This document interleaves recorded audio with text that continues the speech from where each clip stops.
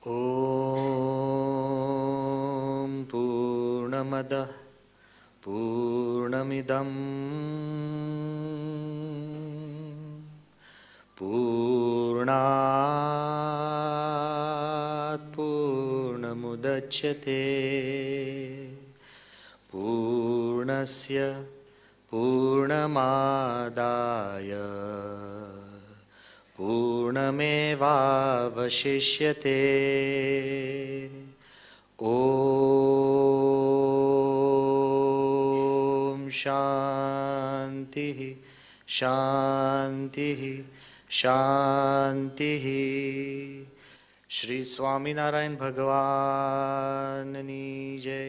अक्षर पुरुषोत्तम महाराजनी जय। राधा कृष्ण देवनी जय। सियावर रामचंद्र भगवाननी जय। उमापति महादेवनी जय। गुरु हरि प्रमुख स्वामी महाराजनी जय।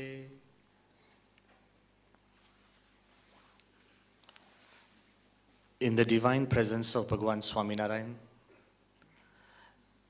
in the equally divine presence of my Guru Hari Pramukh Swami Maharaj, in the revered presence of Pujya Adhyatmanand Swami Ji, Pujya Brahmprakash Swami Ji, all the revered sadhus who are present, in the most affectionate presence of Mukesh Bhai, Anand Bhai, Kaushal Bhai, Dhvanit, and so many people whom I really value as friends. And first thing I wanted to share with you, it's not just you who are happy to see me. I am perhaps happier to see all of you this evening.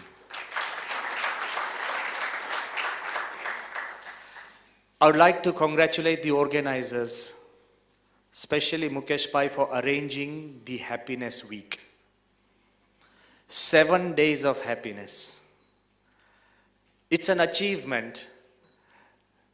When I read that Napoleon himself confessed that after winning half of the world, he said he had not seen 6 days of happiness in his life. Congratulations, Mukesh Bhai. Why it is an achievement? Because to be happy for a day is easy. To be happy for a week is difficult. But to be happy for life, it's a challenge. The real reason is, do we really know what makes us happy? We are hunting for happiness, searching for it, trying and vying for it. But do we really know what really makes us happy? What if God just descended right now on this podium and he announced that all of us have only 10 minutes to live? You say, Swami, how sankalp karo cha? Don't worry. I am saying, what if?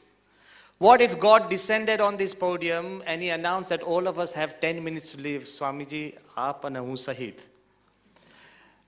And then he says that go and do one thing that makes you the happiest. Go. How many of us seriously would have a clue? I think majority would just sit here and say, let the time come. But there may be a few who would just want to buy. Will you buy a new car? Would you buy a new bike? Would you change the house you really want? Would you change the curtains? You know, somebody told me that if you want to change the world, change it before you get married. Because after marriage, you can't even change a TV channel. If you had 10 minutes, would you go down and settle an old score with somebody who has hurt you? Would you go and seek forgiveness from your parents? What would you seriously do in 10 minutes that would make you the most happiest? I think majority don't have a clue what really makes us happy. And that's why Happiness, which is a very simple word, becomes more and more complex as we start thinking about it. Then we get all the experts, so many people advise, people like us give you katha and philosophy and everything. We always listen. When the sadhus say there's no happiness in the world, we would say yes. But internally you are saying no. And it's our experience and there's nothing wrong. I'm not trying to tell you it's your personal experience. There's a difference between an understanding, an imagination, a philosophy, and reality. We get so many experts, economists, sociologists, anthropologists, thinkers, social thinkers. They have come up and invented a new word. They are trying to reduce happiness into pure mathematics. And they have come up with this idea of the happiness index. I think most of you might have heard the happiness index. I'm not against it. Who am I to challenge anything that comes up on the global scenario?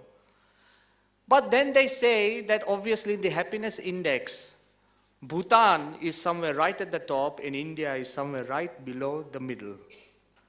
So does that mean all of us want to migrate to Bhutan? See, reality is one thing, statistics are something else. Whenever we are told, and I ask people in this audience or outside, I said, how are you? How are you happy? He says, I'm average. And I really get worried about averages, you know. Because if somebody tells you that on average this river is 4 feet deep, don't cross it. At the shores it's 4 inches, in the middle is 40 feet. Average बहुत dangerous बात है. In England we used to have a saying that if your head is in the oven and your feet are in the fridge, on average you're in a comfortable position. See, people have this कि केवु चालर के average सारू है. But ultimately we have no clue of what happiness is, and that's why we have no clue of prayer. Because basically our biggest prayer in our heart is a prayer for happiness. Because we don't have a clue what happiness is, we can infer we have little clue what prayer is. And that's what we want to discuss and share this evening. Can we focus? Can we fluff out? Can we peel off the layers that hide the real meaning of both happiness and prayer? Similarly, prayer, it's like a birthright. It's the force that is common for all. There is only one energy which is there when you are born and which is there when you die, prayer. Nobody can restrict you. Everybody has a right. But you know what happens when prayers are born in your heart? They are very innocent. When they come to your lips, they become cosmetic. You know, you have to arrange and say the right words in the right way. There's all this correctness, social correctness, political correctness, all this is there. So when prayers are born in your heart, they are innocent. When they come to your lips, they are cosmetic. And by the time they reach God, why God, they get complicated. I'll give you an example, wait, you know. Mukesh Pai made it so easy, I'm going to make it really difficult. When they reach God, I sometimes wonder and worry what God would do. I'll give you a classic example. When India and Pakistan are playing cricket, it's almost like a war. Two teams are playing and both nations are praying. Billions of prayers go up. Who should God make to win? God gets confused. There are billions of prayers. One saying, make India win, and the other says, make Pakistan win. That's not an issue here. I'm trying to say when your prayer for happiness brings unhappiness to somebody else, that prayer is slightly complicated. Now ask yourself privately in the corners of your mind that whether our prayers for our happiness, if they bring unhappiness to somebody else, should God answer them or not? Tell me. Then don't complain. Majority of our prayers would be bracketed in that way. And I just want to make sure that when such a thing happens, it gets so complicated that we can't find a real solution. I'll give you another classic example when our prayers sometimes are detrimental to the people around us. When we were in England, there was a humorous tale which was often quoted. And I want to upfront tell all of you, there is no racial slur intended. But I want to tell you, as we had heard and we enjoyed, that once there were three people, once a Scottish, a British, and an Irishman. They were all three friends. They went into the Middle East. And out of some difficulty or some thing went wrong, they were all three of them were banished to the desert. And when they were in the desert, they were struggling for food, water, and the heat literally melted them. They were on their last reserves, about to die. They started praying to God, God help us. God appeared in the middle of the desert and God said, yes, you called? They said, yes, God. Obviously the British said, it's my turn first. He explained to the Scottish and the poor Irish, okay? He said, my turn first. And God said, what do you want? He said, God, just grant me one prayer. God said, yes. He said, God, if you are really God, British way, right? Obviously, God is God. He's appeared from nowhere. He said, God, if you are really God, all I want is one cold beer in the corner pub of my street. Suit you? So he disappeared from the desert back to England, corner pub of his street. The Scottish took a cue. He said, God, if you are really God, then I want one last dip in one of the lochs, the beautiful lakes of Scotland. Obviously, you can't bring a lake in the middle of the desert, so God said it'd be easier to transport this guy. So he disappeared. Then God turned to the Irishman. He said, what about you? He said, God, in this middle of the desert where there's nobody around, we were three friends. I suddenly feel so lonely. Can you please bring back my two friends? Most of our prayers are like this. For the sake of happiness of ourselves, we disrespect the happiness of others. That's why our prayers get complicated, because we are so focused on our personal happiness.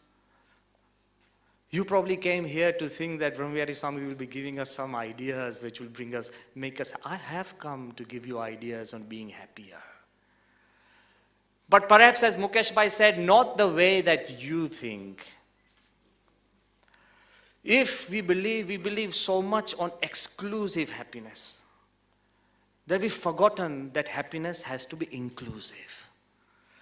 So prayer should be the basis of an inclusive way of life, inclusive happiness. That's why Yogiji Maharaj, Pramukh Swami Maharaj is Guru.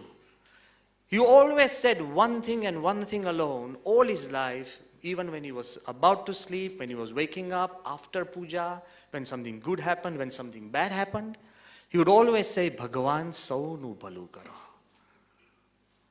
And apde, Bhagavan saunu bhalu karo, atlanu to nahi brackets hoy. We have parentheses and we have a huge list of names where you say, anu to nahi aj. We don't have that heart to pray like that, inclusive prayers. More than Yogiji Maharaj, Bhagavan Swaminarayan laid the foundation of the Swaminarayan Sampradaya, and he writes in the Shikshapatri, Sarva Jiva Hitavaha. Your life, your ideas, your prayers, your emotion should be that it brings joy to every living being. Sarva Jiva Hitavaha. The great Indian wisdom, the Subhashits, they teach us, Sarvetra Sukhina Santu, Sarve Santu Niramaya, Sarva Bhadrani Pashyantu, Ma Kaschit Dukhamapnuyat. Let all be happy, let all be healthy, let all see good in each other, and let none be miserable. Look at the prayer. We belong to a culture which talks about inclusive happiness, inclusive prayer. But the climax are the oldest documents in the world, the oldest manuscript of mankind, and they are the Rig Vedas. The Rig Vedas, in the times of our rishis, they had pondered and contemplated and almost solved every issues that were faced by the humankind in that time. And they touch upon every aspect from life, emotions, mind, philosophy, medicine, spirituality, every aspect of the human life. And you would be surprised, the Rig Vedas have turned every aspect into a form of prayer. What are the Rig Vedas? They are prayers to the divine for the things that you and me seek in the form of a prayer. So it's important. Prayer is a simple application to God, our want. But there's a difference. To your juniors, you order. To your seniors, you ask. To your elders, you request. To your owners, you beg. And to the Creator, you pray. It is important. It's the same thing we are doing. There is nothing else.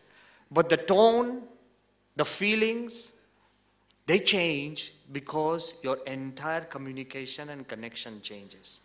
So today my topic is the power of prayer for inclusive happiness.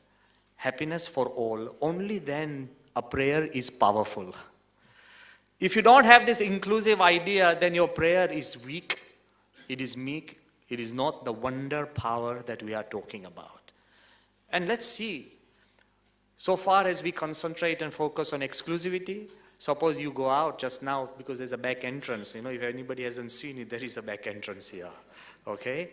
And if somebody goes out and there, some kind, generous fellow, he gives you the iPhone 6. That's the in thing. That's the in thing. Suddenly when you get the iPhone 6, you feel so happy.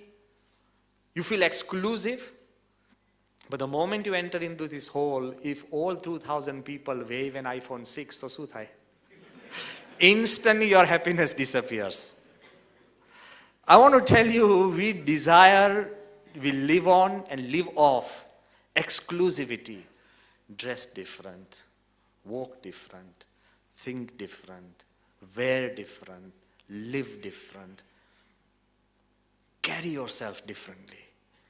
But I'm trying to tell you, there is no eternal happiness in exclusivity. There is only happiness in inclusivity. And if you understand that, we will be walking on something else. First of all the visible symbols we see in life, perhaps they are not happiness and they are not even worth praying for. For example, just because we laughed just now, does it mean we are all happy? Yes or no? Come on, think a bit. I'm not here just to hear yeses. Just because we laugh, does it mean we are happy?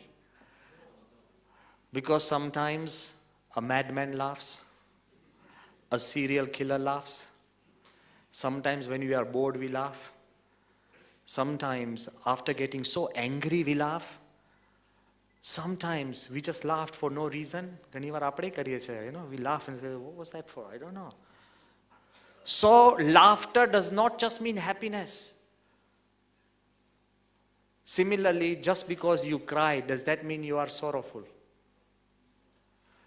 I have seen, and you have seen, so many sports people after they win a gold medal or the Wimbledon or the Open Tennis Championship, they break down into tears. So laughter is not just a symbol for happiness. It's beautifully put down by Charles Chaplin. Charlie Chaplin, during his difficult times, he was one of the finest actors. He gave the media movie a whole different scenario. But he writes in his own difficult times, and when he was passing through critical moments, he has written that I alone could make the whole world laugh, but the whole world together could not make me laugh. If you are suffering from a bout of unhappiness or depression, it becomes a whole different thing. Laughter or tears, visible symbols, just move away. There is a different world which is slightly borderless, and that's what we need to penetrate to understand the concept. Similarly, what we pray for, sometimes we pray for laughter or joy, sometimes we pray for power. In these times, when we start praying for power, we think the Prime Minister, the President, or the President of a nation that is important would be and should be the most happiest person. But is he?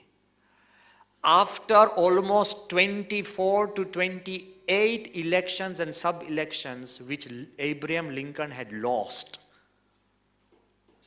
continuously he had kept losing.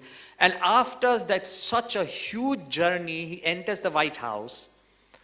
And the White House chief portrait painter, Francis Carpenter, who would always paint the first face of the new president. While painting Abraham Lincoln, Francis Carpenter has written that I painted the saddest face on this earth. He said, I couldn't imagine, he was literally dripping misery. Kalpana sari se. Literally dripping misery. Power and happiness have no connection. It's an illusion. We sometimes think that there is a connection, but there isn't. What about fame? Everybody would think, no, Swami, fame, yes. Fame makes you feel happy. Look at Michael Jackson. I don't think any one of us could even ever dream of such fame, such popularity. When we were young children, I know before we became sadhus, so I know that world as well. So I don't think any one of us could even dream of such fame and such popularity. But you know what he said? It hurts to be me. It hurts to be me. The older generation which is here, because I don't want to leave them out, let's talk about Elvis Presley. Elvis Presley had fame, wealth, popularity, success, and he introduced new trends into the music world. But when he died, he had almost 10 different drugs in his bloodstream. But he has written about himself, and he has written that my life, Sambarjo, my life was like a ping pong ball bouncing on a rough road. Haywire. Happiness, what we technically pray for. But then we have the ancient traditions. Look at Lord Buddha. He renounced everything that we pray for. Shanti thi vichar karjo ghare jaina. He renounced everything that we pray for.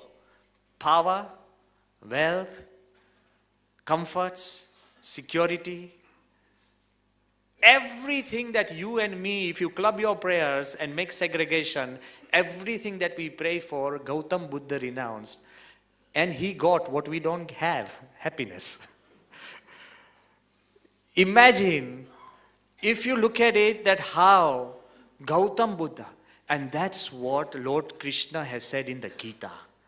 Lord Krishna has said, Tyagat Shantihi Anantaram. It is not in attachment that you find happiness. It is in detachment that you find happiness. Krishna has gone one step further and he says to Arjuna, Ashantasya kutaha sukham. He said, his whose mind is disturbed by desires, by emotions of love and hate, by jealousy, by anger. His whose mind is constantly in a ripple and unbalanced, where is peace for him? So ultimately, if you want to experience the greatest power of prayer, we need to pray for a stable mind.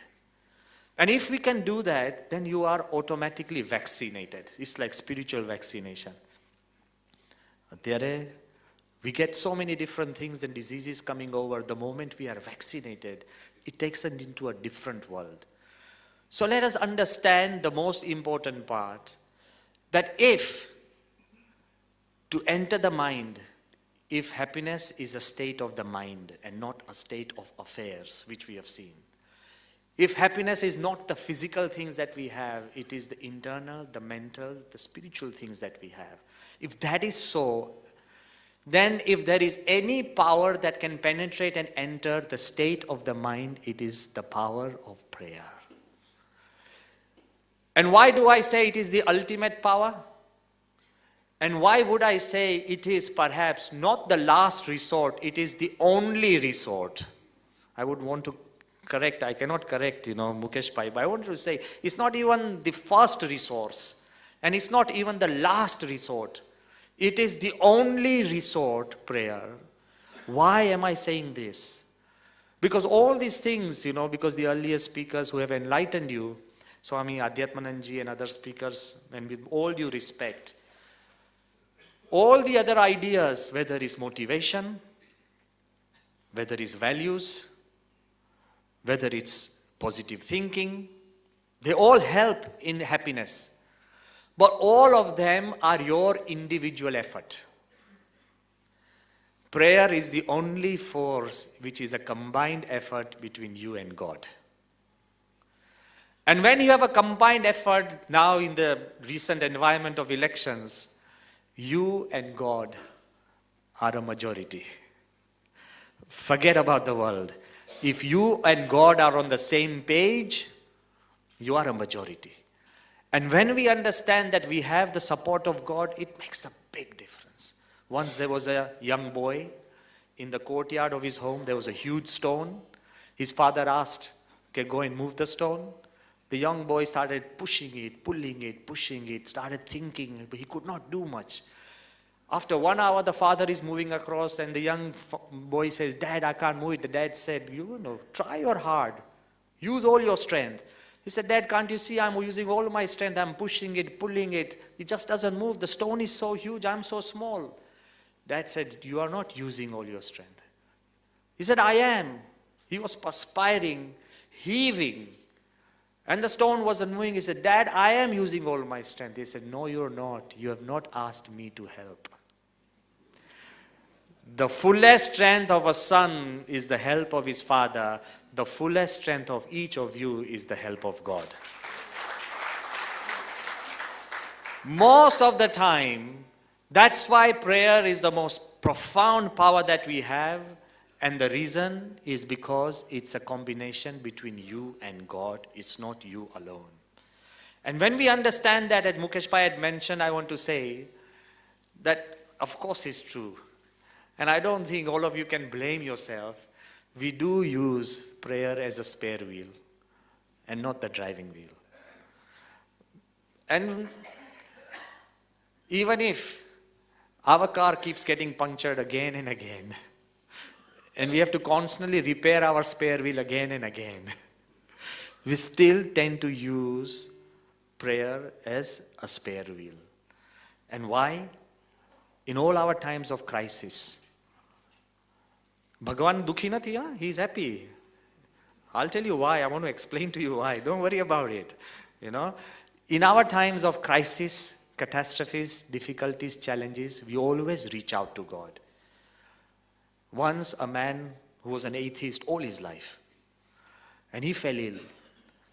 And his illness created so much pain, so much pain, so much pain, that he literally started shouting, God, where are you? And God suddenly said, yes, you called? He said, God, why have you given me so much pain? He said, to start a conversation. He said, all my life I've been trying to talk to you when you were young, when you were a teenager, when you were a youth, when you were an adult, when you were successful, when you were glorious. You never bothered, but a little pain, and you said, God. So sometimes God gives you pain just to start a conversation. It is important. Don't get worried about it. Don't get shocked by it. It is little jogging you and waking you up and to make sure that you start talking. The most famous philosopher, Schopenhauer. In his philosophy, there was no God. And he was an atheist, a confirmed atheist, and he relished the idea of being an atheist. But when he fell ill during his death time, In his death time, he started shouting, God, oh God, oh God.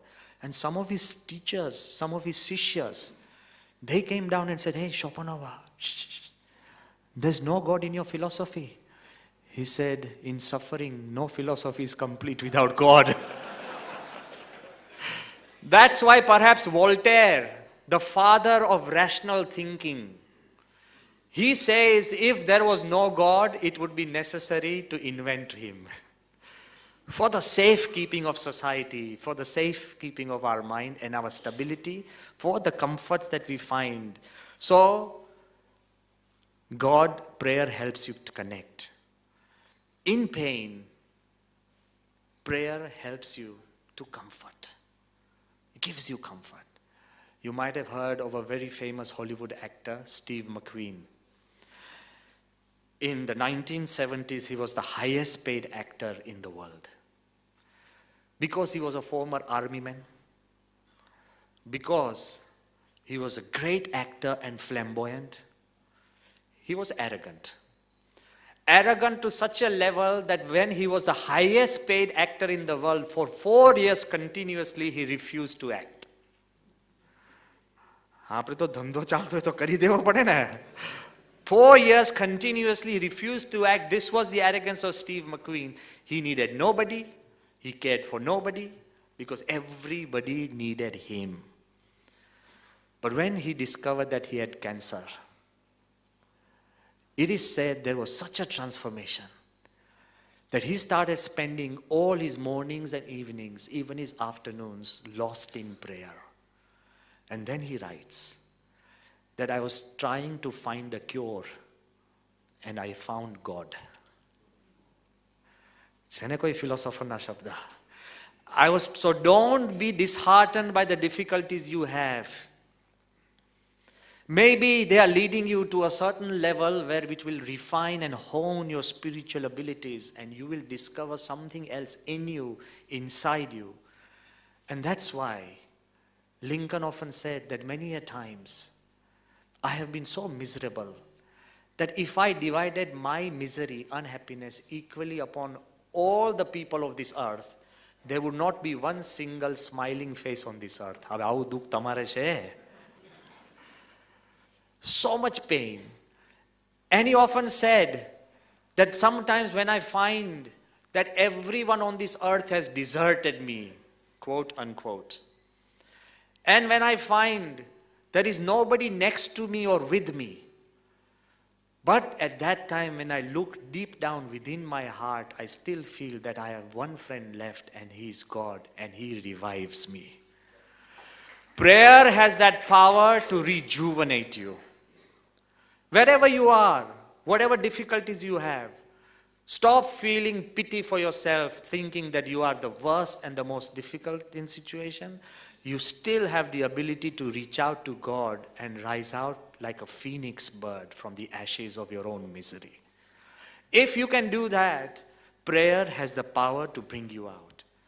But then I also want to take you through examples and facts that sometimes you might find that it's not misery, it's difficulty, it's just fear. I'd like to take you to the Second World War. The Second World War was perhaps the most horrible war the world has ever seen. It is estimated that somewhere between 60 to 85 million people died. એવું નથી 200-500 સરહદો પર 25 મર્યા, એવું નથી. 60 to 85 million people died in that war. Okay? And the climax was, all the sane thinking, there is an estimate that almost 61 countries participated directly and 101 countries participated indirectly. 100 countries at war. It's a really horrible scenario which we can't even take. But then I want to still take you further. That in that Second World War, the most crucial date was 6th June 1944, D-Day.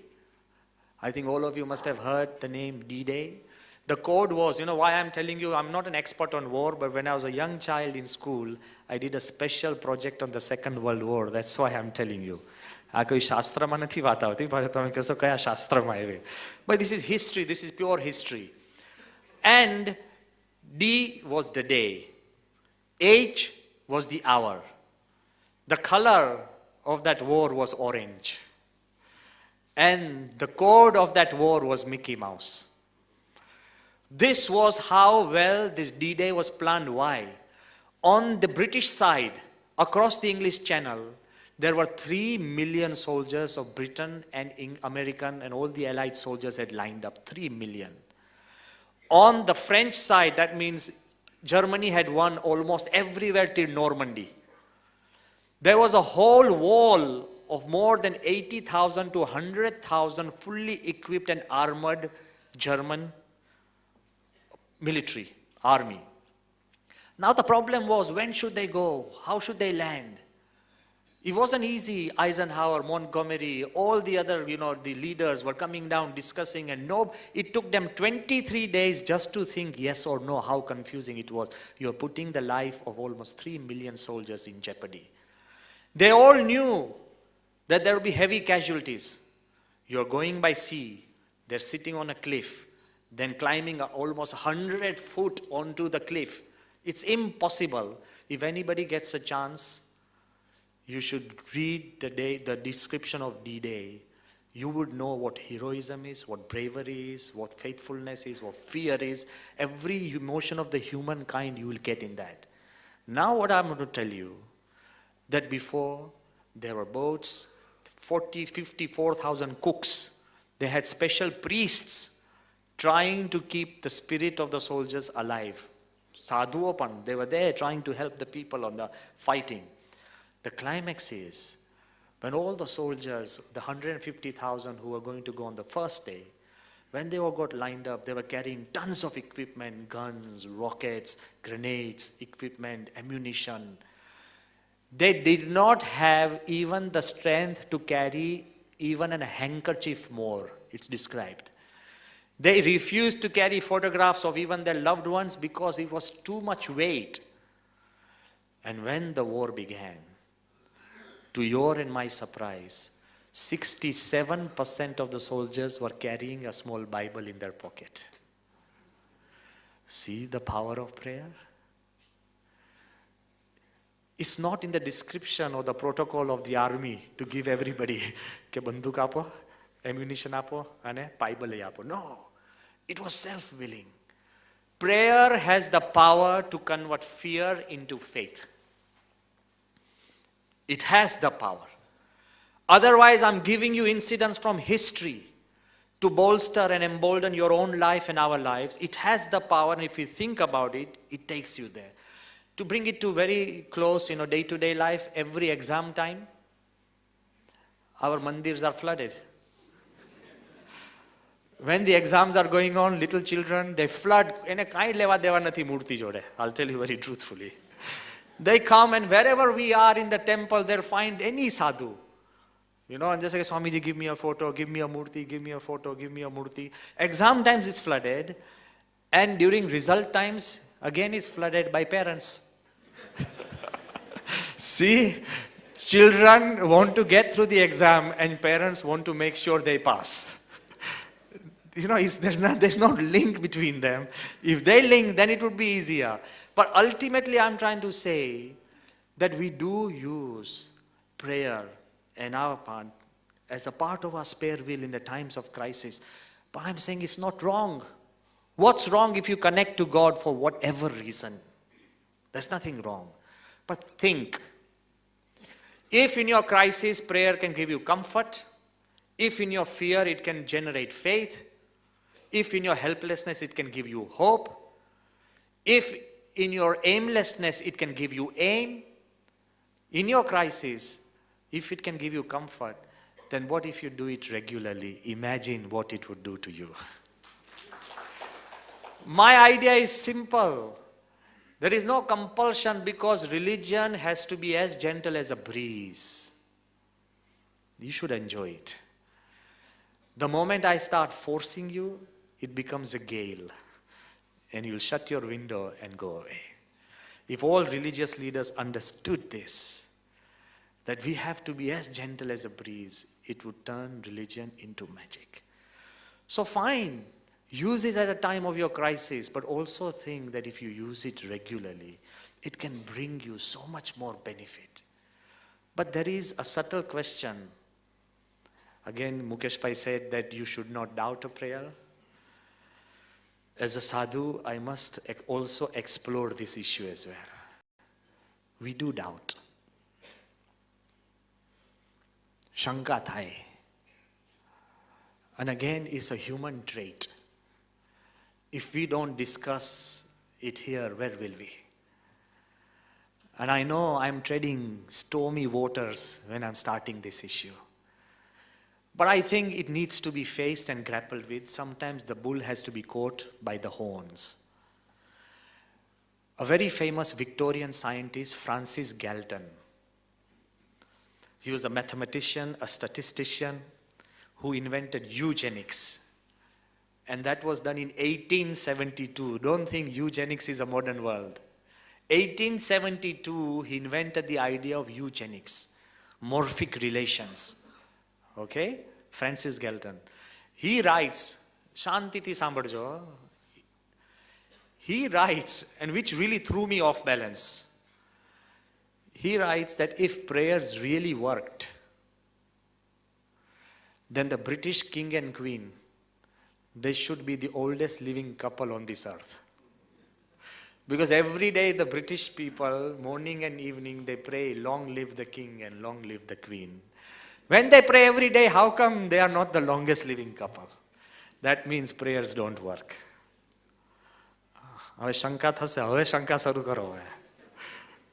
You know, suddenly, then you might argue and I might argue okay, because they were not praying with their heart. Now this is my question. That if prayers worked, then all the religious leaders of this earth should be the longest living people. Because obviously their devotees really pray sincerely. સમજાય છે ને? હવે શંકાલીન કરી ન જતા, let's try and answer this. Now my question is very simple. Suppose you said a prayer and it didn't work. Can you scientifically say that prayers don't work? Just because your prayer didn't work? Just because you can't climb Mount Everest, can you say that man can't climb Mount Everest? Come along where I am coming from. How many of us are going to reach the moon?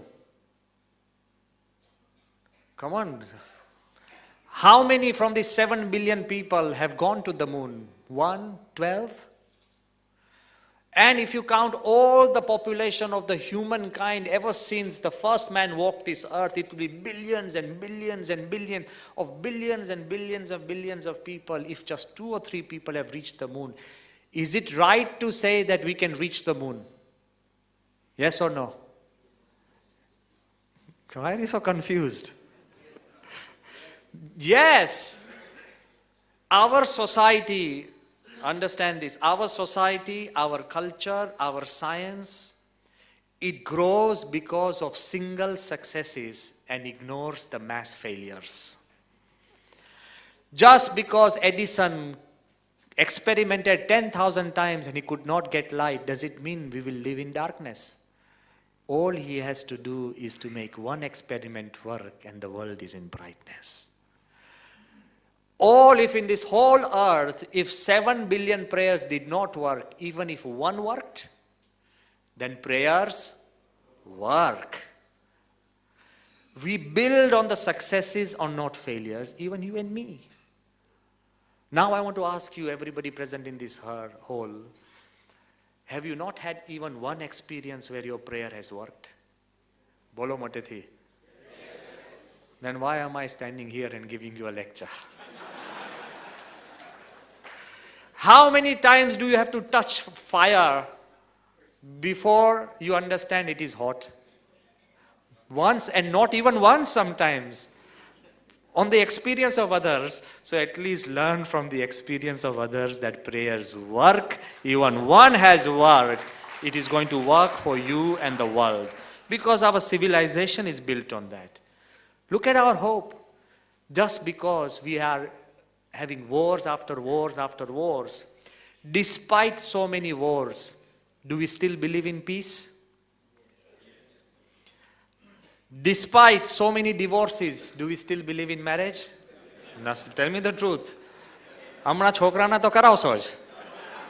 I have seen 2 divorcees making sure that their child gets married. I mean, go, wow, this is experience. I'm just trying to say, so despite our difficulties, despite so many deaths, do we still believe in life? So even if your prayer now and then sometimes is not answered, still believe in prayers. One day they will be. If you have this ideology and climate, nothing can go wrong with you and me.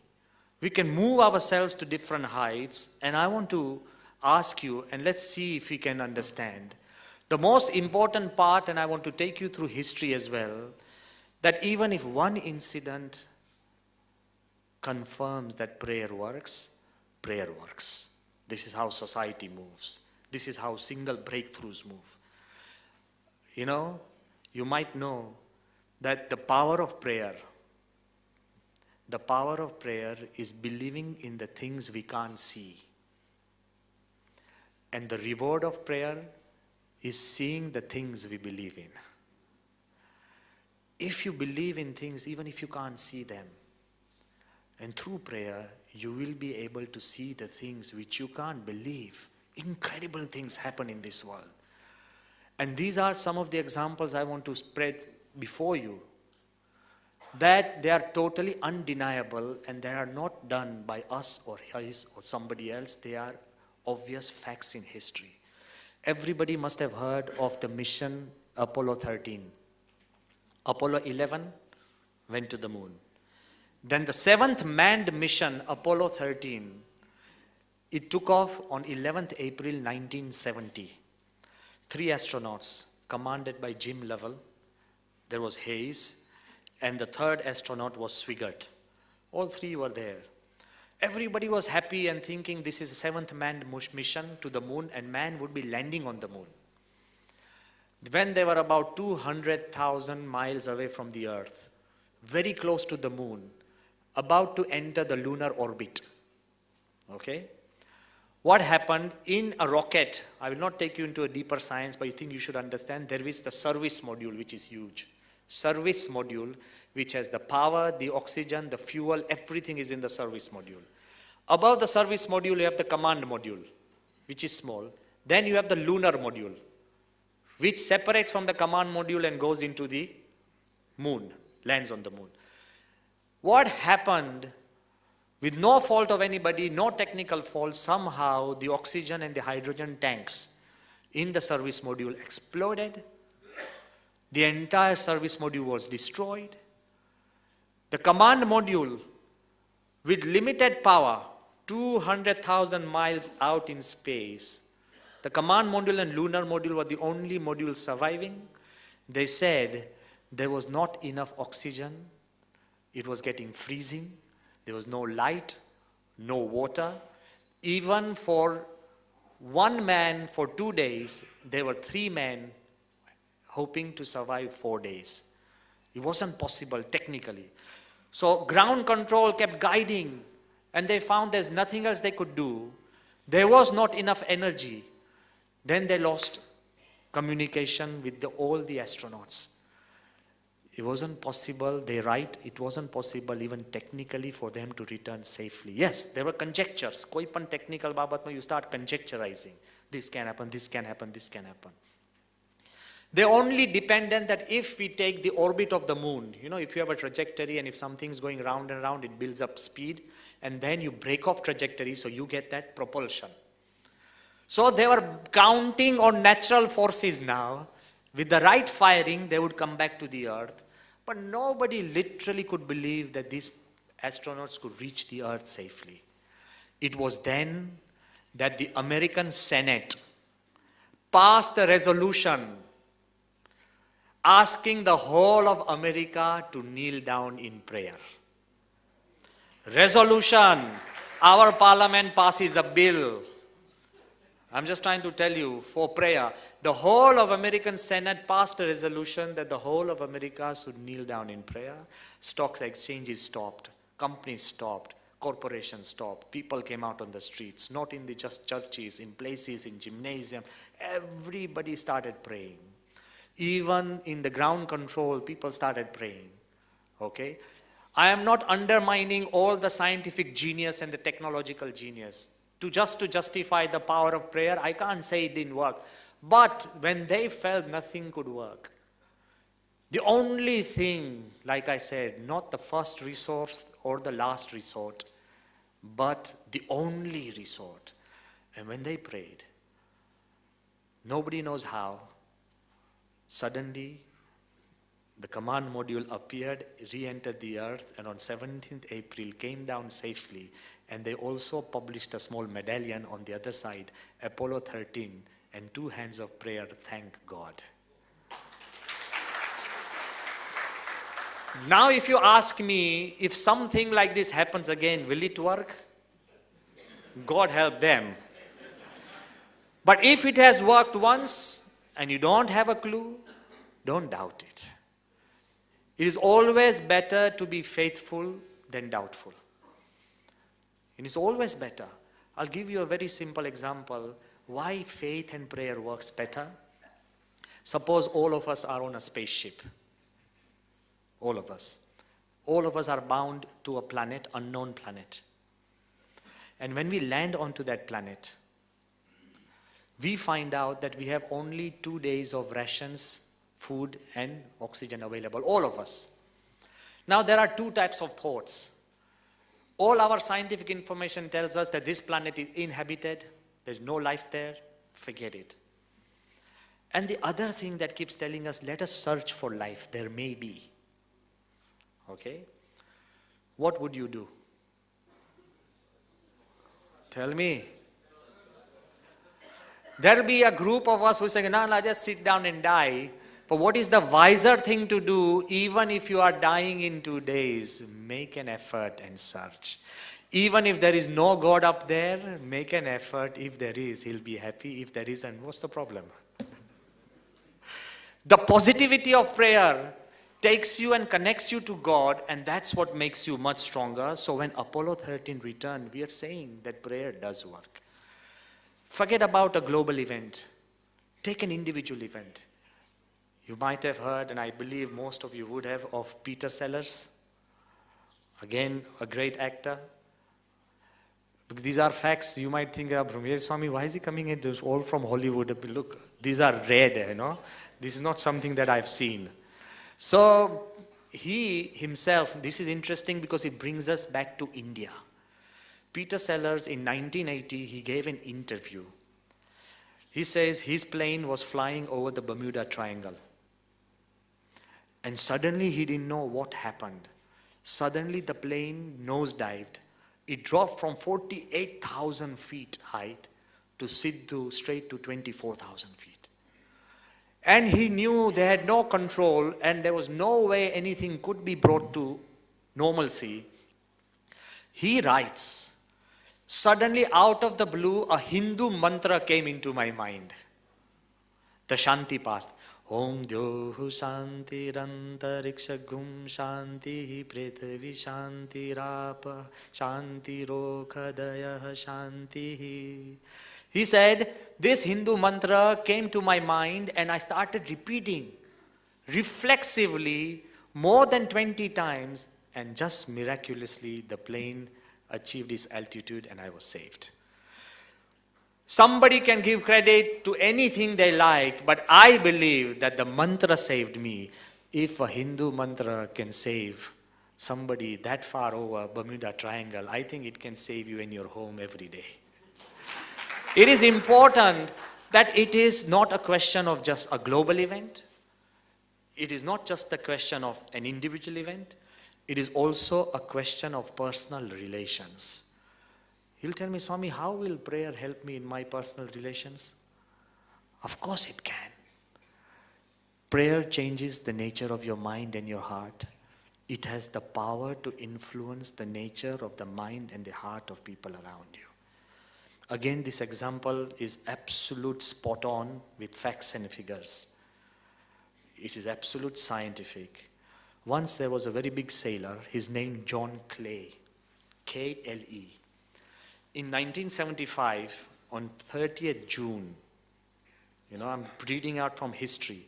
On 30th June 1975, he was a sailor sailing boats for almost 20 years.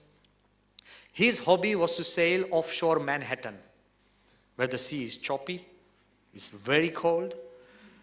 What happened in evening time, while he was sailing, a hurricane had come, and the tail of hurricane just capsized his boat. He was in the waters, and he found the waters were so freezing. And when he looked, he saw that the shore was almost 4 miles away. If you are a sailor, does not mean you can swim the English Channel. You're not supposed to. But he saw that it's not possible for him to swim right across, so he was waiting for a Coast Guard. The Coast Guards came, they didn't notice him. The helicopters came, they didn't notice him. It started getting darker and darker. It was freezing and freezing. His hands and feet, his face, everything started getting numb. He tried everything that he could do, but he could not really come to terms of whether he would be saved or not. Suddenly, he looked at, and he was attracted by the lights of the Empire State Building. Mark and keep this filed away in your mind. He got hooked.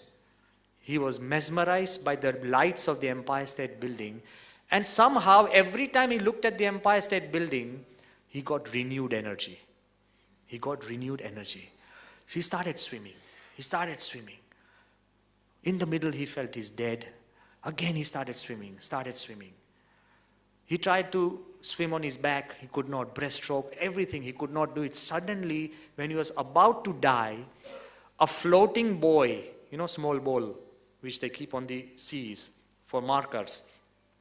A floating plastic buoy, it just came straight towards his chest. He writes in his account that if it had been even 6 inches away from my hands were so frozen that I could not have caught it.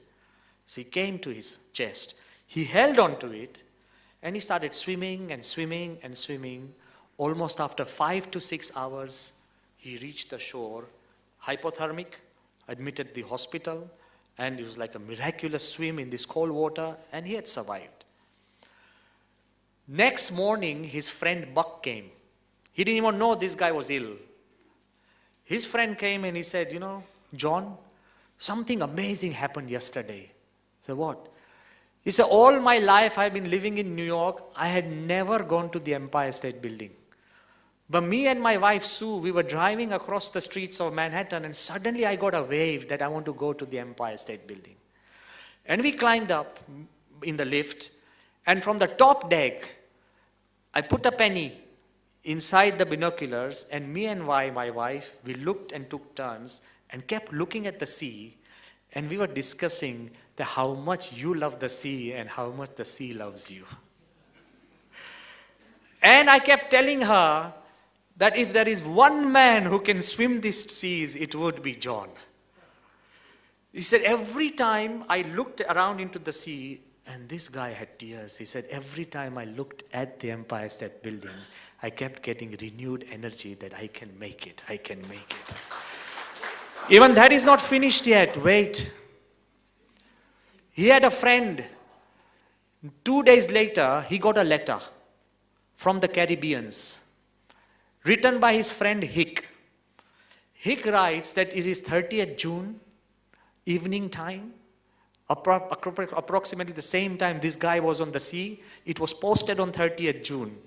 He says, 30th June, somehow I'm lying on the beach, and I'm overcome and overpowered by thoughts of you. And I'm wondering that you are the finest swimmer. My heart kept praying for you. I don't know why. But there was one odd thing that kept coming in my mind. And it was almost like a nightmare.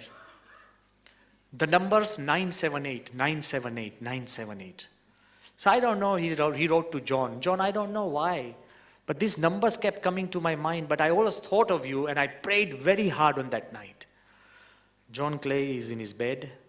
He tells his wife, can you bring the bowl which I have carried as a souvenir? When they brought the bowl, the numbers on the bowl were 978.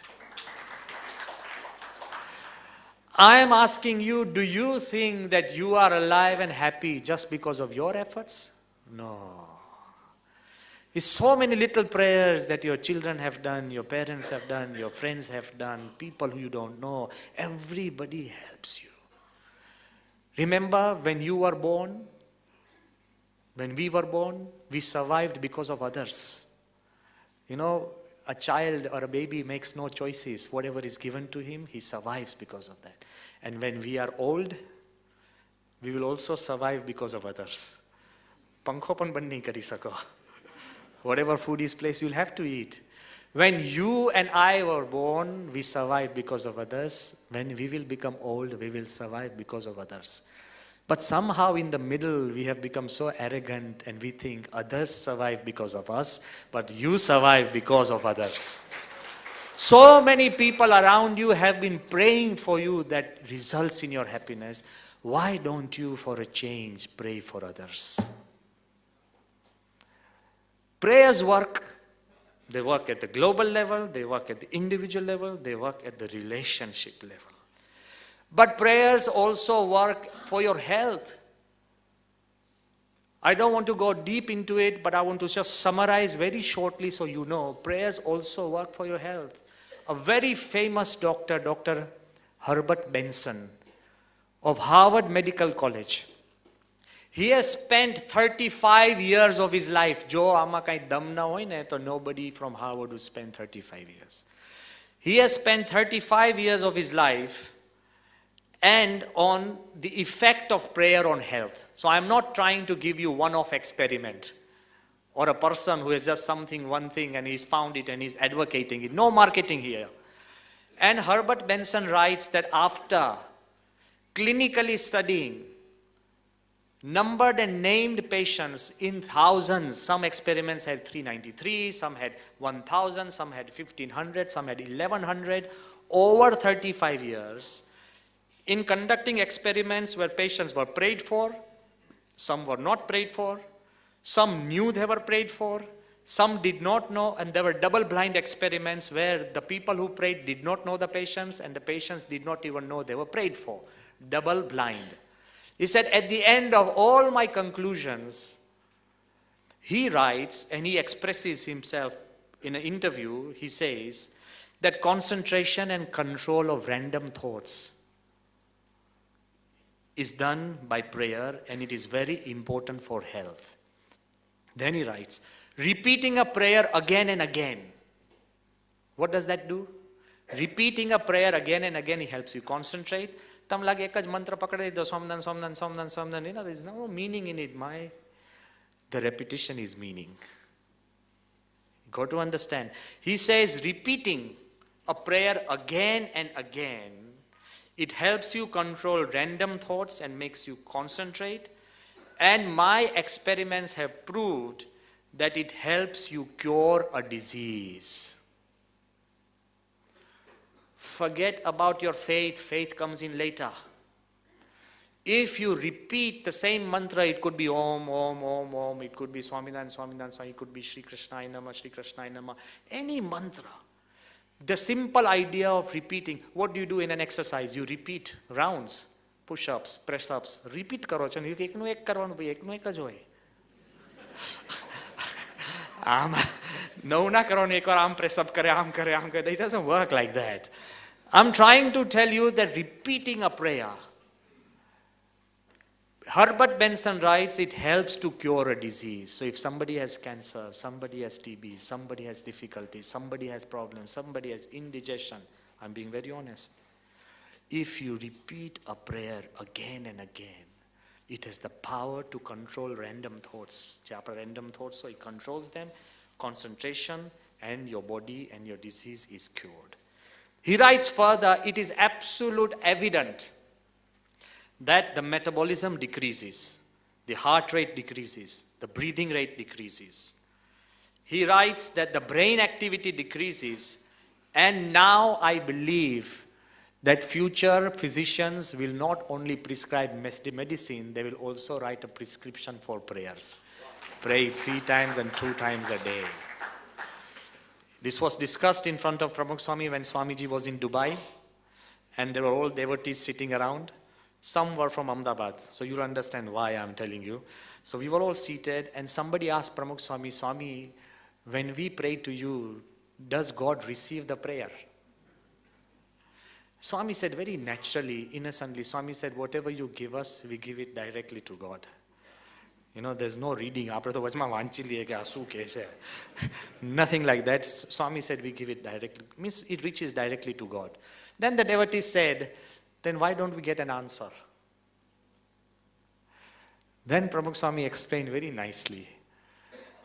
He said, the governor gets all the applications, but he only answers the one he chooses to answer. ભગવાન આગળ બધી પ્રાર્થના પહોંચે પણ એને જે જવાબ આપવાનો એ જ આપે ને.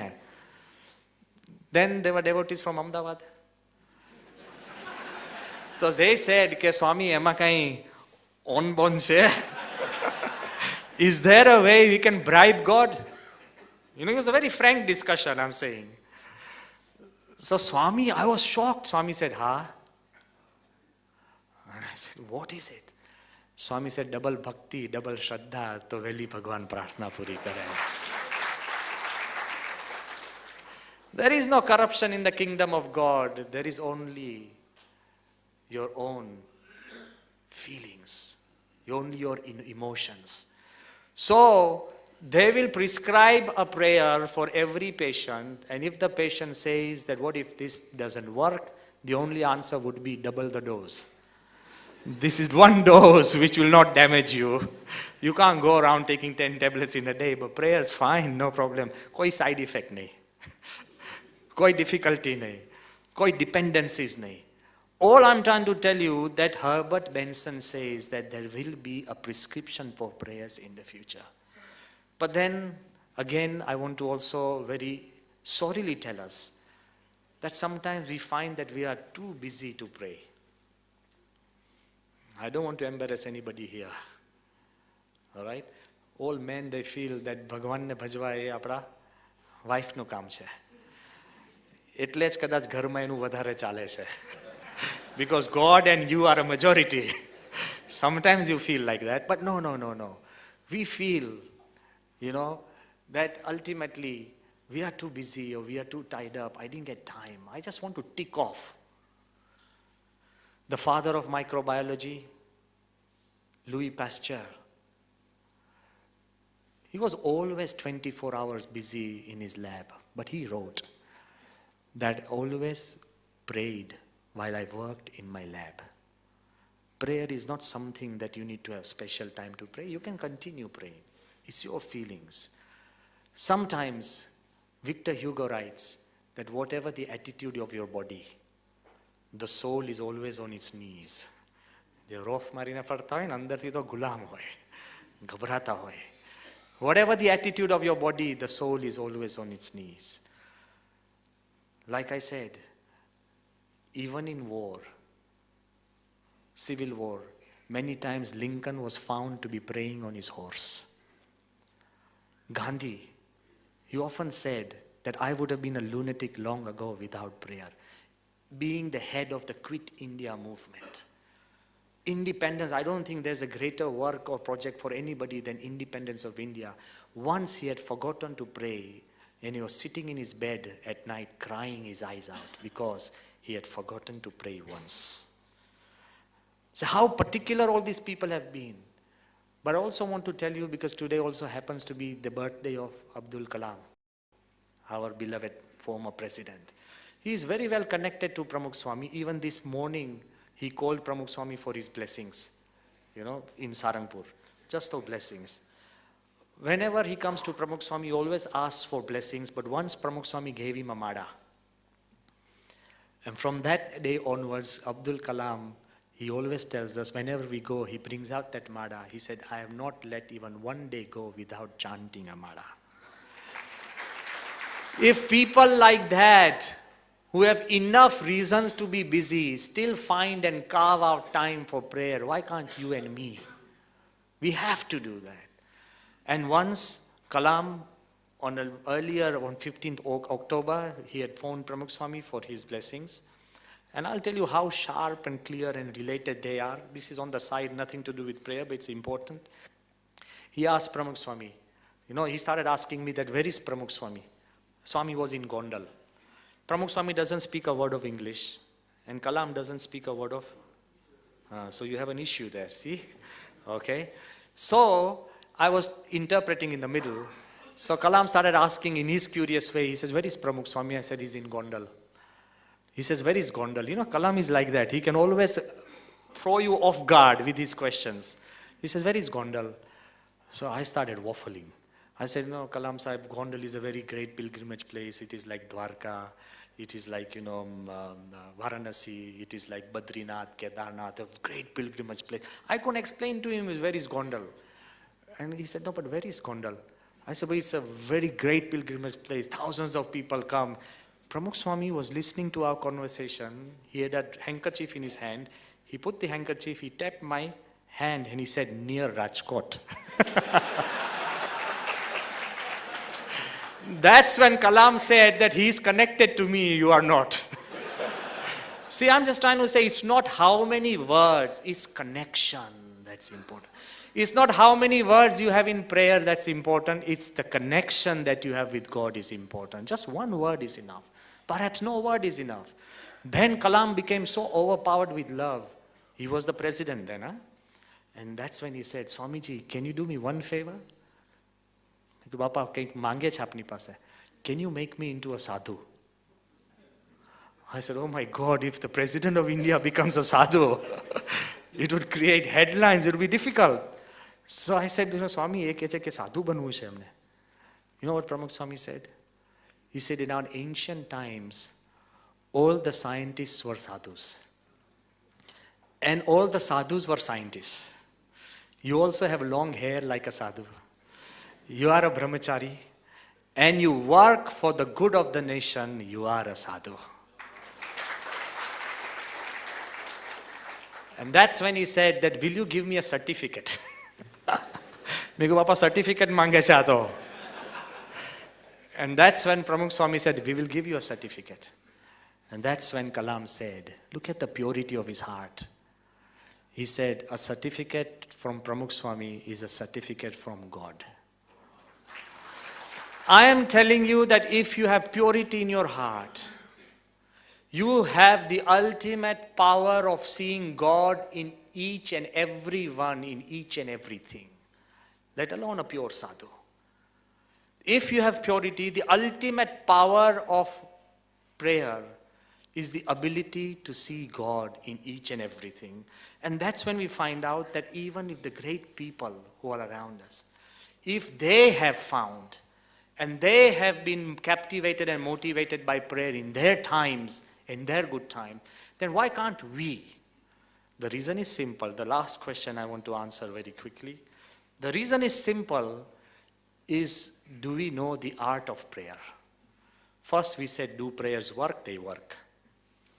Do they work for everyone? Yes, everyone. Will they work for me? Yes. Then why don't they work? What is the art of prayer? It is very simple. Bhagavan Swaminarayan has written, Gadgat Kanthe Prarthna Karvi. There should be a vibrant intensity. When does a vibrant intensity happen? Once a devotee, he came to Ramakrishna Paramahansa, he says that, I want to find God, I want to search out God, I want moksha. Ramakrishna Paramahansa was having a bath in the river, and this guy kept pestering him. Straight away, Ramakrishna Paramahansa got hold of his neck, put his head under water, and held it there. That guy was struggling for life now. He had come for liberation, and he was struggling for life. After a couple of minutes of that guy flailing and floundering in water, Ramakrishna Paramahansa, he brought him out, and that guy, he said, all I asked you is a question for liberation. Why did you do this? Then Ramakrishna ji asked, then while you were underwater, did you think of your family? He said, no. Did you think of the good food? No. Do you think of comfort? No. What did you think of? He said, I only thought of just coming out, coming out, coming out. He said, when you have such an intensity for meeting God, come to me. Prayer is the importance of, Bhagavan Swaminarayan said, vibrant intensity, gadgad kanthe. How will that come? So there are 4 elements I would just leave you with for your family, for yourself, for practicality. First, helplessness. When you pray, don't be proud of your own achievements and don't tell God that I can do this much, this much, this much, and you just do this much.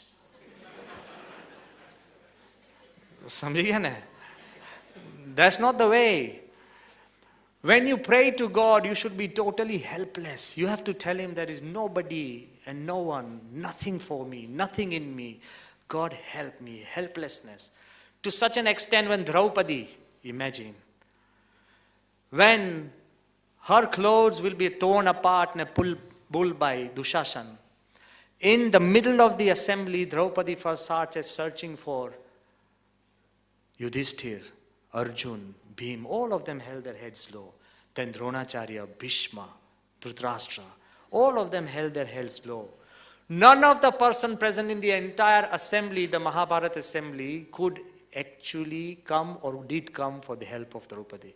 Then at the last resort, she shouted for Krishna and Krishna helps and she's saved. Normally people say that Draupadi asked Krishna, why did you take so long? And Krishna said, why did you take so long? Okay? But I'm saying when you have such an intensity, it is the intensity that'll see you through, whether it's during exams, a new job, whether it's a family problem, whether it's illness, whether it's moving a house. If you pray even a little while with great intensity, it helps. The most important part, number 2, so there should be helplessness in prayer, is thankfulness. Thank God for all the good things you have. You have a prayer. He says, Swami, mane koi problem nahi, I am easygoing. So what about the good things you've had? Thank God for making you. Thank God for all the good things that you've had. If you just make a list tonight, I think it will take away the flake of misery from your face. So ultimately, thankfulness. Thankfulness, not just thank God for the things you have. Now I want you to go a step ahead. Thank Him for the things He has not given you. Boa Guru She. Thank Him for the speedy car you wanted and you didn't take, so you didn't have an accident. Thank Him. Thank Him that you wanted to be a doctor and you did not, and you have become a dentist and you are the finest dentist in this city. Thank Him. Thank Him that you saw so many people in your marriage and you said no, and so many said no to you, so you have a wonderful wife. Thank Him. I'm telling you very honestly. Thank Him because of the things that did not happen to you. You are what you are, not just thank Him for the things you have. You know, if God fulfilled all the prayers that you and me asked, we would be really miserable. I started thinking myself, that if God fulfilled every prayer that I had said in my life, or if you said, when we were young, we always did not want to study. How many times we've always felt, sometimes if you get upset at home, you want to run away. At every small argument, you contemplate a divorce. The slightest thought jo Bhagwan pura kare, to problem thi jata aparne.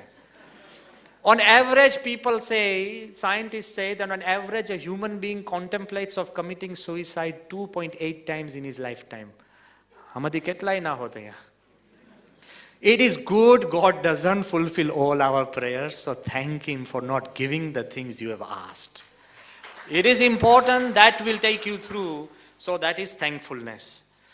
But the most important also is heartfulness. Heartfulness is to cleanse your heart. Like Prahlad said.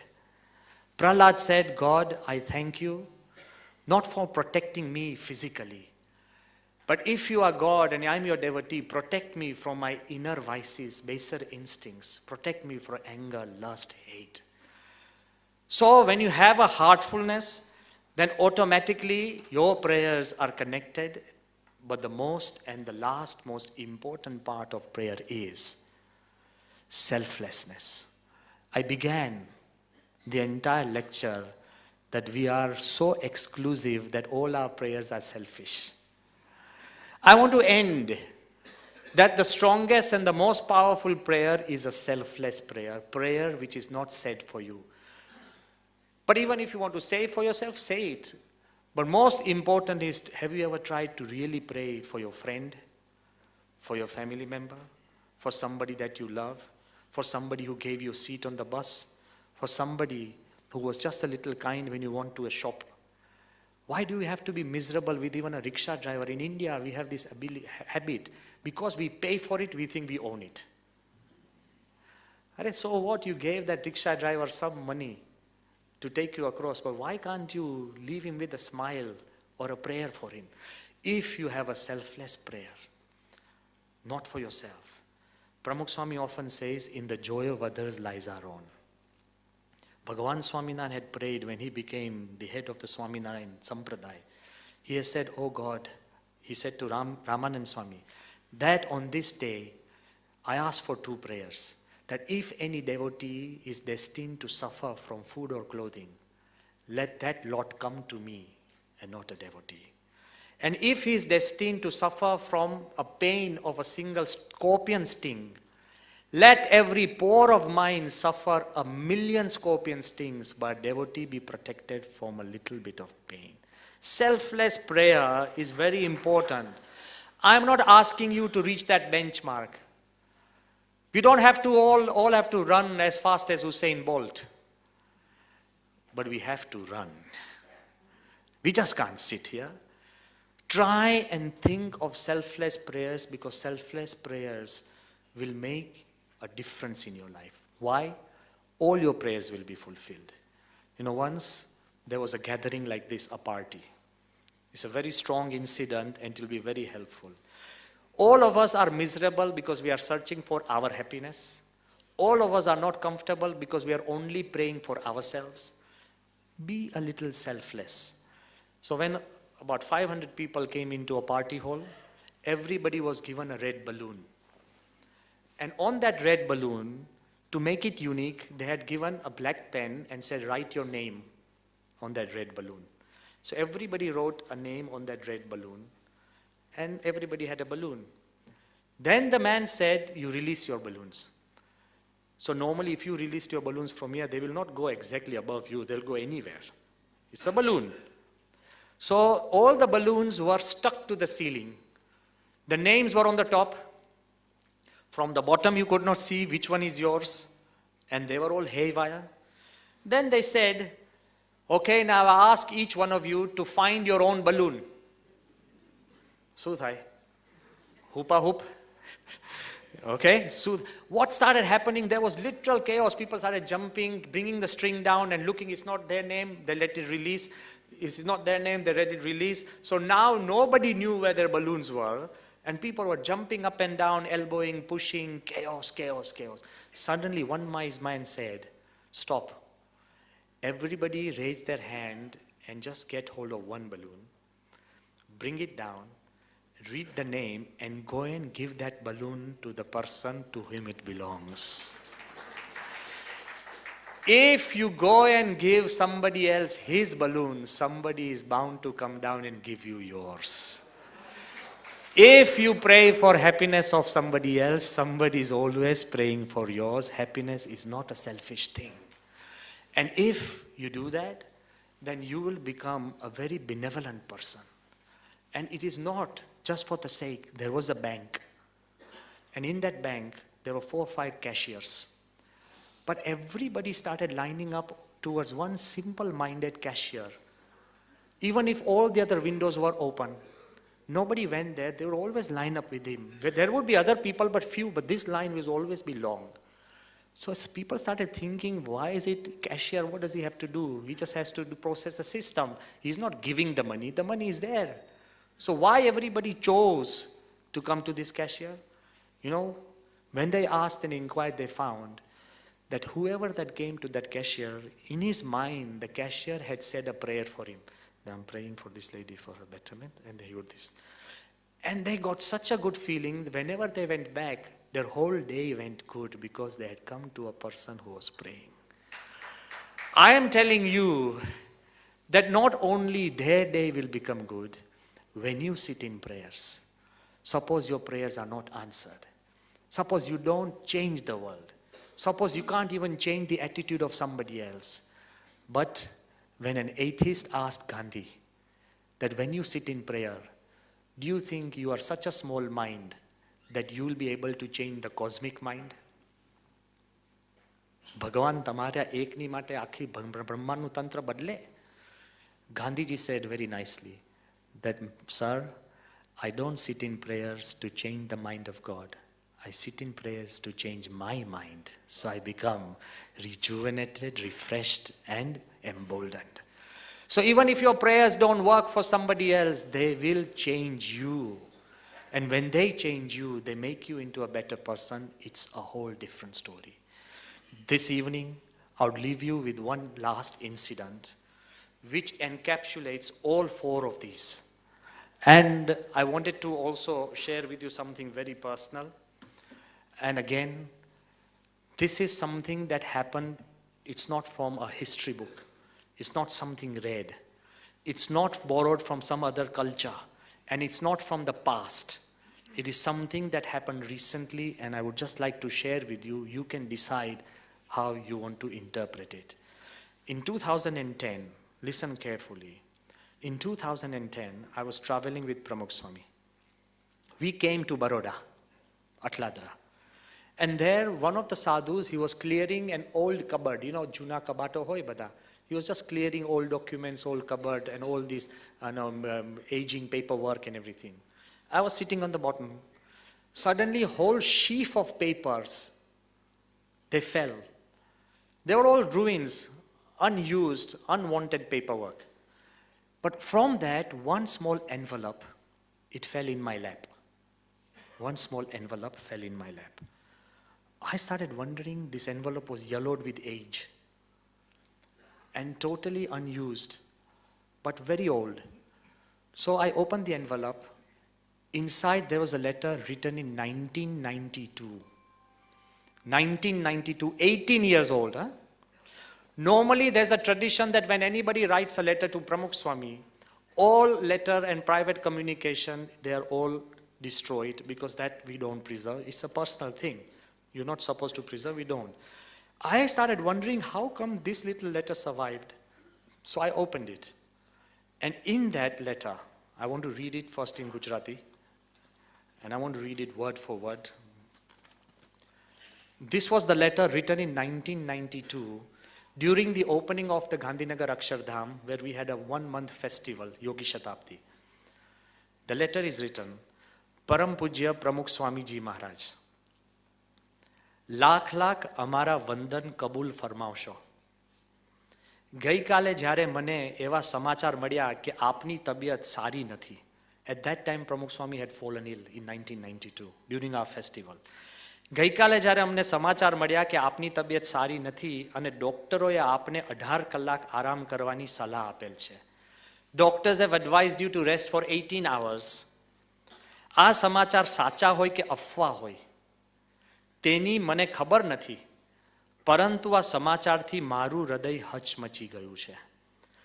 Whether this news is true or a rumor, I don't know, but my heart has been wrecked by this news of your illness. Why? Listen. આજે આપે સ્વામિનારાયણ ધર્મના ફેલાવા અને યુવાનોને સાચા માર્ગ મળે, નવી પ્રેરણા મળે, એના માટે પ્રદર્શનો, સંતોની વાણી વગેરે માત્ર હું નહીં, પરંતુ લાખો યુવાનો, માત્ર હું મુસ્લિમ યુવક જ નહીં, ઇટ્સ બીન રિટન બાય અ મુસ્લિમ યુવક, પરંતુ ઘણા યુવકોને પ્રેરણા મળે છે. Not just me, but many youths are inspired by your work. Now see what he writes. એક ગરીબ મુસ્લિમ યુવાન આપને એવું તો કશું નથી આપી શકતો કે જે આપની પાસે ન હોય, પરંતુ ભગવાન અલ્લાહ ખુદા પાસે હું 2 હાથ ઊંચા કરીને તમારી તંદુરસ્તી માટે મારી બાકીની ઉંમર આપને મળે તેવી દુઆ કરું છું. Here is a Muslim youth who has never met Pramukh Swami, never known the Swaminarayan Sampradaya. He is offering his rest of his life to Swami Shri, okay? Listen to still. આ સમાચારથી મારી માનસિક સ્થિતિને ઘણી અસર થઈ છે, જેથી સાચા સમાચાર જાણવાની ઈચ્છા છે. બીજું, મારે આપના આશીર્વાદને દર્શન કરવાની ઈચ્છા છે, જેના માટે હું 2, 5, 20 વર્ષની રાહ જોવા તૈયાર છું. So this is a letter. Okay, I've got a Xerox copy. This letter fell down and I received it. So I started wondering whether this Muslim youth, did he come or not for Bapa's darshan 18 years later. So I went to the person who writes letters. He says, I can't remember. I went to some of the senior sadhus, they couldn't remember. So I went to Pramukh Swami himself. Swami is eating 18 years later. So Swami ni memory jo. I said, Bapa, આવો કોઈક મુસલમાન યુવાન આપના દર્શન કરવા આવ્યો હતો? સ્વામી કે ના. સ્વામી કે પણ મને પ્રશ્ન છે કેમ આ કાગળ મારા સુધી પહોંચ્યો નહીં? He started the reversal. He said, I'm wondering why this youth hasn't come. This is what Pramukh Swami started. So he asked me, after 18 years, he said, try and locate him. Away 18 years, 92, 2010. I had an address in this thing. It belonged to a simple peon in Gandhinagar. Gandhinagar, his father was a peon. So our devotees went to that address. They said, no, they have already shifted. So they went back to the government. They went into gazettes and all these government records. Then they found out that they had shifted home. They went back again. They found the father. The father said, yes, I have a son whose name is Modan Muhammad. He said, where does that son live? His son lives somewhere else in Gandhinagar. Then the youths, after 5-6 days of intense research, they went down, and when they entered his home, 18 years later, when they went and said, we have come from Akshardham, straight away this youth, now he was no longer a youth, he's about 45 years old, he got up. He said, 18 years ago, I had written a letter to Pramukh Swami. Sambar Jojo. He said, during your festival, I came every day, hoping that I will be called.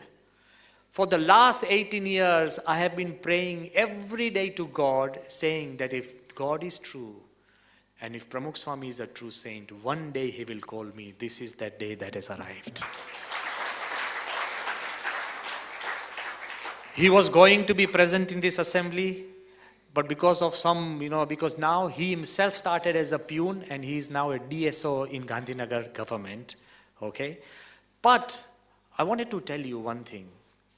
The most important thing in this kid, he talks about helplessness, that I am nobody. He also says and introduces thankfulness, that thank you for doing so much for the youth. He is full of his heartfulness. And most important, his selflessness, because he is giving his life to somebody else. Obviously, God would answer such a prayer. ભગવાનના દરબારમાં દેર છે અંધેર નથી. After 18 years. But I would like to conclude, I really would like to conclude that prayer is not a monopoly of any religion. It is not a monopoly of any devotee. It's not a monopoly. Prayer is universal. Otherwise, God would be confused. Which language should you pray in? There are 7,000 languages and 40,000 dialects on this earth. God doesn't ask which language. Then which religion has a right to prayer? There are 4,200 religions and hundreds of thousands denominations, sampradayas. Then you might ask, which caste, which color, which class? Who has a right to prayer? God only says. He doesn't ask the language, he doesn't ask a dialect, he doesn't ask the religion, he doesn't ask the sampradaya. He only asks, do you have a purity of heart, purity of mind, and purity of purpose? If you have these three things, then prayers are your birthright and prayers are your death right. Thank you very much.